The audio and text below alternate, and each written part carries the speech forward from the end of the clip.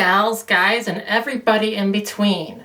So as many of you know, as indicated in my first TikTok video early in September, I started doing YouTube videos in April of 2011 at 15. So the other day I was looking through a bunch of my old videos and I found this gem. And today I'm going to be reacting to that video from 14 years ago. And the name of the video was Middle School Sucked. Middle school sucked. Right away in this video, not even 30 seconds in, I make this point. First of all, especially if you're a girl, you're being always judged on everything you do. I was a guy. Well, I still am a guy. Now that's mighty interesting that I would say that at 16. And I said that as if I had never experienced judgment myself in middle school. Now the amount of judging that I personally saw, as compared to the other boys, what I considered myself at the time, was astronomically different.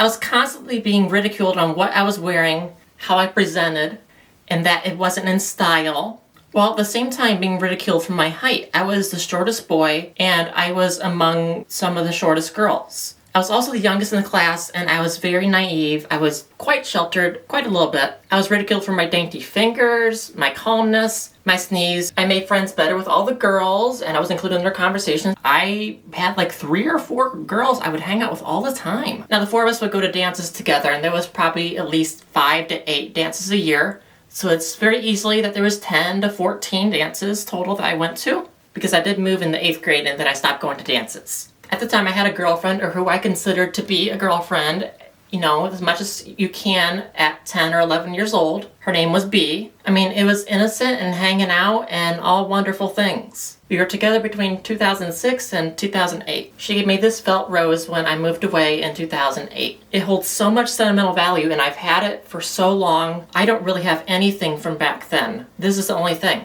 Then in the video I said, if you're a girl, you have to buy the right shirt from the right brand, from the newest shirt, and if you're not, you're just told to buy it. Gotta have the right pants. And as for guys, if you don't have that skater haircut, you're weird. Now look at who was trying to convince her parents to get her the newest American Eagle or the newest Aeropostale tee. Look at who was trying to get her parents to get those beige cargo shorts and the folding fabric belt that came with it. Or those jeans from Hollister that had a million holes down the front of them. Regardless of the fact that our school, if you were caught with holes in your jeans, you were sent down to the principal's office so you could put duct tape over the holes. Regardless if they were bought that way or you made those holes yourself. Yes, they actually did make us do that. Now, I never successfully got any of those until I moved away in 8th and 9th grade. Now, I may not have been aware that I was a girl just yet, but my sweet younger self talking about my even younger self, talking about being ridiculed in middle school for what I wore, it had made me so self-conscious, and that followed through high school. I wanted to fit in desperately, and now it's pretty obvious as to why I didn't. Now, as for the skater haircut that I mentioned, what you were seeing in that video is a failed attempt at a skater hairdo. At the time, I was very into emo hairstyles and the clothing styles and everything that came with the skater vibe, despite not really being into music quite yet or having an urge to ride a skateboard. I started growing my hair out when I was going into my sophomore year of high school when I was just 14. And I hoped that by growing my hair longer, I would improve my self-image. I was so attached to that hair and I made it my entire personality. It's not just hair to me. But they said they would pay me $50 to get it cut off.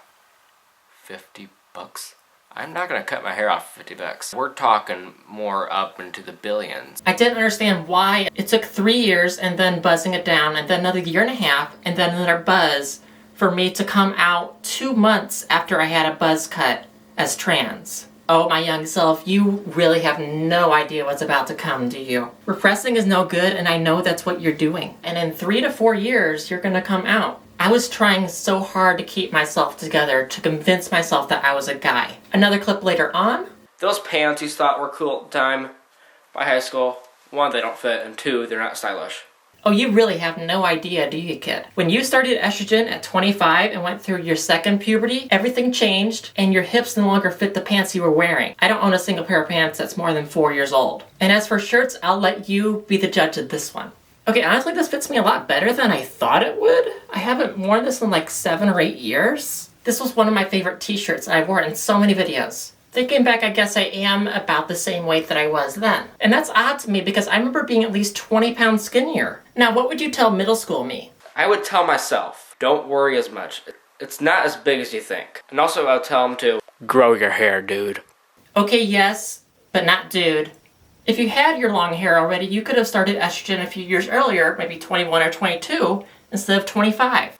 And the other big part about middle school, you are just kind of starting puberty. Yeah, we should know because we went through puberty twice. I went through puberty twice for this.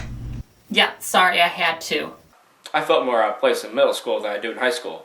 Well, duh, because you're a closeted girl, my dear. So what I would like you to answer for me, how old are you? Oh, that was rude of me. That does not translate well into adulthood. That being said, most of my coworkers think I'm 22 or 23 at the very most. What would you tell 6th grader you about middle school? Oh, listen, as someone who has just recently turned 30, I'm old enough to have a 6th grader child at this point. If I talked to my 11-year-old self, not only would she have a lot of questions, and believe me, she would have rocked it. Have y'all seen the styles in the mid-2000s? I would have owned that very easily. Bye-bye, little middle schoolers. Goodbye to all my wonderful eggs, beautiful dolls, and handsome kings. Until next time, keep it casually authentic. Love, Andrea.